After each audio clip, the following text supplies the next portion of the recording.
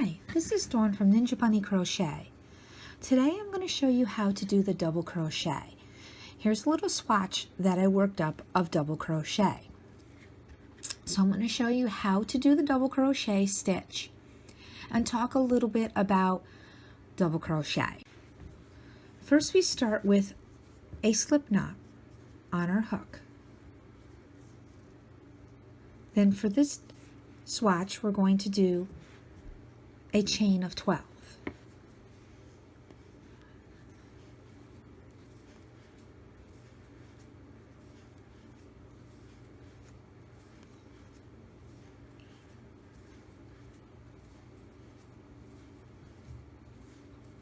If you need help with chain stitching, I do have a tutorial on how to make a chain. We're going to start in the 4th chain from hook. The loop on your hook does not count. So we count down 1, 2, 3, and 4. So we're going to yarn over and go 4th chain from hook, insert your hook, pull up a loop, yarn over, pull through 2, yarn over, pull through 2. That's 1 double crochet. Yarn over, insert your hook, pull up a loop, yarn over, pull through 2, yarn over, and pull through 2. And we're going to work the double crochet stitch all the way down the chain.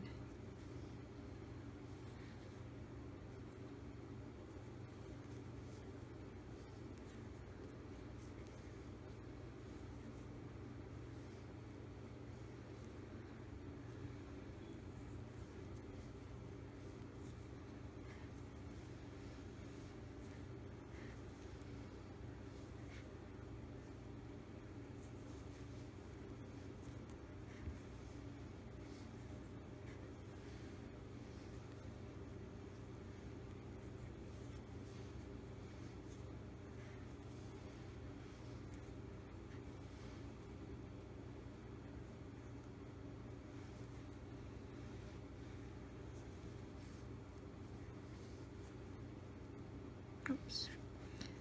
Sometimes when it gets down to the end there, it's a little slippery.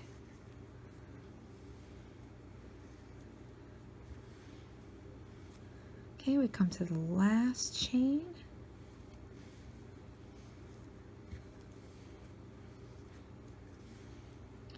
Okay, and how you count double crochets is you can count these V's up on the top, or you can count the post. So we can go 1, 2, 3, 4, 5, 6, 7, 8, 9, and then this last one over here, these chains count as a double crochet, because in the rules of double crochet, your turning chain counts as a double crochet, counts as a stitch. So we have 10 double crochets, or we can count the V's up on the top too. 1, 2, 3, 4, 5, 6, 7, 8, 9, and this one over here, right there, is 10.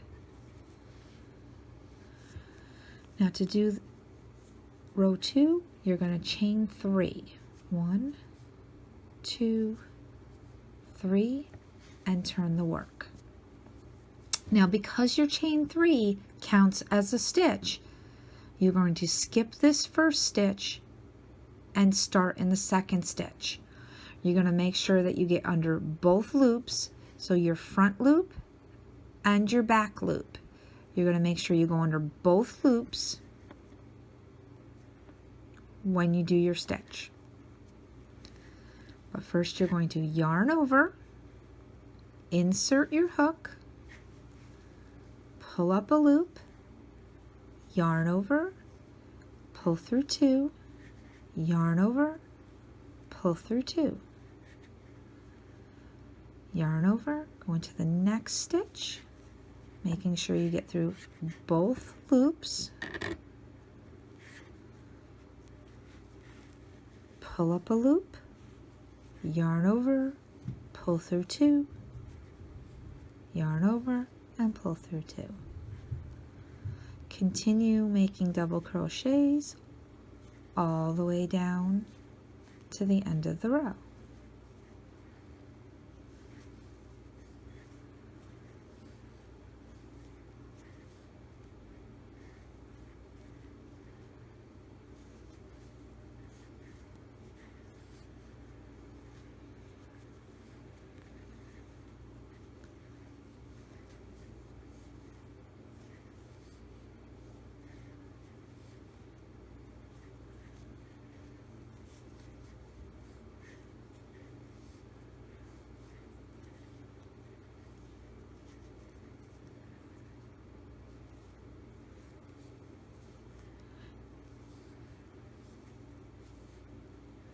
Now you think you've come to your last stitch and you're not quite sure because you still got this chain right here. Just go back and count your stitches and make sure you have 10. So this is 1, 2, 3, 4, 5, 6, 7, 8, 9. So you still have one more stitch to go into because this turning chain is a stitch. You want to make sure you get both of these loops right here. So you're going to go into the stitch, and sometimes it can be a little difficult to get in there, and get under both of those loops and pull up a loop and complete the double crochet. It's okay to manipulate your work, turn it around a little bit so that you can get your hook into there. Then at the end of the round, you're going to chain 3, or excuse me, end of the row, because we're working in rows, not rounds. Chain 3 and turn your work. And now you're ready to complete row 3. Again, this chain 3 counts as a stitch. So you skip this first stitch and go into the next stitch. It's a good idea to get into the practice of counting your stitches at the end of each round or row. That way you'll be sure that you didn't miss a stitch or add a stitch somewhere along the way. It's better to have to pull out one row and redo it than have to pull out many rows when you find out that you missed a stitch or you added a stitch.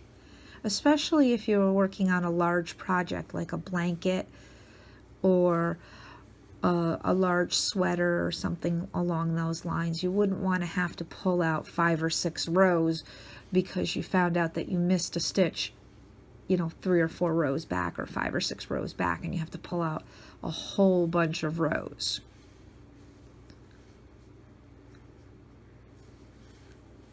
Okay, again, this chain on the end is a stitch, so you're going to want to go into that turning chain. What I like to do when I get these turning chains, you can kind of see that back bump there a little bit. Sometimes if you just turn the work a little bit and you slip the hook into that back bump, then you can turn your hook around and you've got both loops on the front. Just a little trick that makes it a little bit easier to get into that turning chain. And there you go, there is double crochet. You might want to practice this for a little while until you feel comfortable with it. In my swatch that I did for you, I did, let's see, 1, 2, 3, 4, 5 rows.